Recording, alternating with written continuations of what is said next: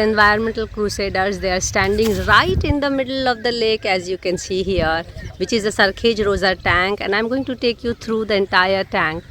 As you see right now, they just try to clean it since 7:30 in the morning. This is the tank, Sarkhej Rosa tank, which is empty at this moment, and all the participants are curious why it is not having water, and that's why I am here. These people, they are all standing on the bed of Sarkhej Rosa tank. As you can see, the tank is all empty and people are quite concerned about it, not me. But I'm going to tell them what it is that to have an empty lake or a tank and to have a filled water body. All these people, they have been cleaning the lake since morning, and you can see the cleaning didis. With the help of a lot of youth here, they are cleaning it. And now we are going to have interaction with them on what it is to have an empty lake or a lake filled of water.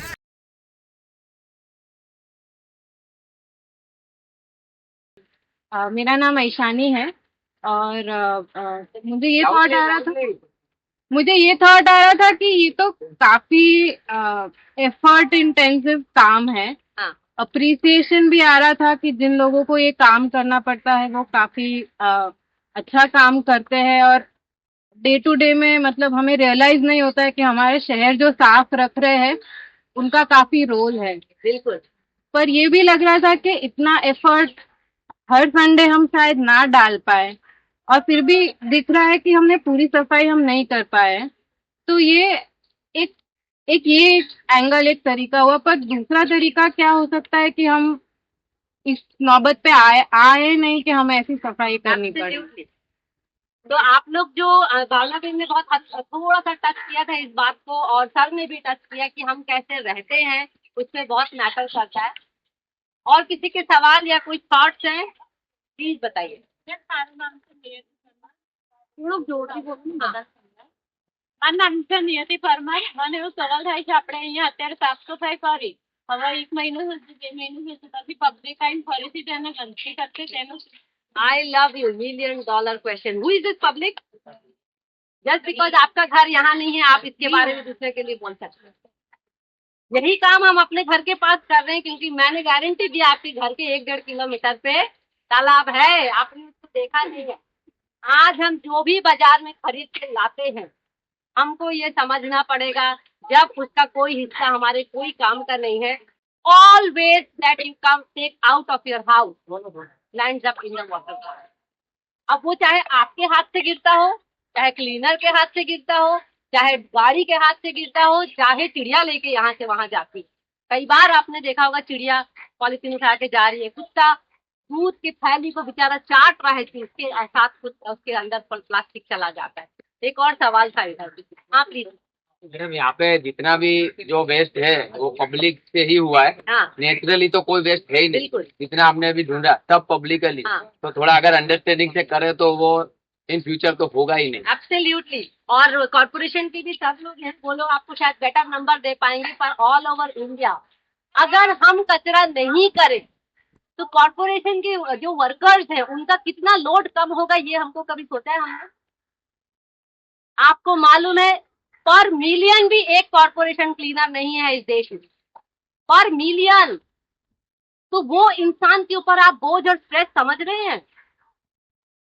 जब अगली बार पड़ी की खाए, Coca Cola और Thums up का bottle या जो खाएं, तो ये बात जरूर सोचिएगा।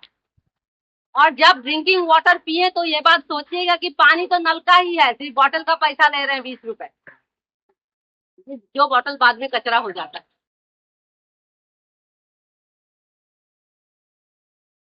कुछ चीजें मैं आपको बताना चाहूंगी सरखेज रोजा और मकरबाग के बारे में, जो कि कांकरिया के ऊपर भी डिपेंड करता है। Ahmedabad is actually a city of lakes, पर उसको बोला नहीं जाता है। जैसा कि मैंने बताया 630 पहले थे, अब 122 तालाब है। इनमें से सरखेज रोजा second largest water body, third largest water body है। किसी ने कांकरिया देखा है? कितने लोगों ने? बहुत पसंद है। किसी ने चांडोला देखा? गए हैं वहां घूमने? बड़ी की खाने गाड़ी चलाने। चांडोला लेक अहमदाबाद का सबसे बड़ा तालाब है। उसके बाद कांकरिया है, उसके बाद सरखेज है। पर अगर सरखेज और मकरबा को साथ में देखा जाए तो सरखेज लेक चांडोला और कांकरिया से भी बड़ा है। ये जानना इसलिए जरूरी है कि ये जो कंस्ट्रक्टेड प्लेस है ये सिर्फ समर के लिए यूज करने के लिए वाटर बॉडी था। मकरबा जो था वो साल भर के यूज करने के लिए था, जिसमें से खेती होना है, जंगल था यहाँ पे, वो सब चलता था। तो हमको तालाबों के बारे में बहुत कुछ मालूम नहीं है। किसी को ये अंदर से दर्द नहीं हुआ कि इसमें पानी नहीं है? सवाल क्यों नहीं पूछा मुझसे?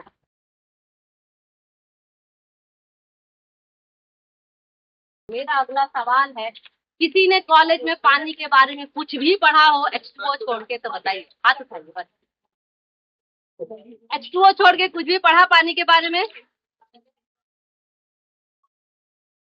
सब little bit of water pollution, very good. Water treatment, waste water treatment, water pollution and water pollution, very good. तो आपने पानी के पोल्यूशन के बारे में पढ़ा है तो बहुत अच्छी बात है। बताइए एक पानी का वाटर बॉडी में पोल्यूशन कितना परसेंटेज होता है? वाटर पोल्यूशन जब आप पढ़ने जाते हैं, सिंपल सवाल है मेरा कि उसमें पोल्यूशन कितना होता है और वाटर कितना होता है।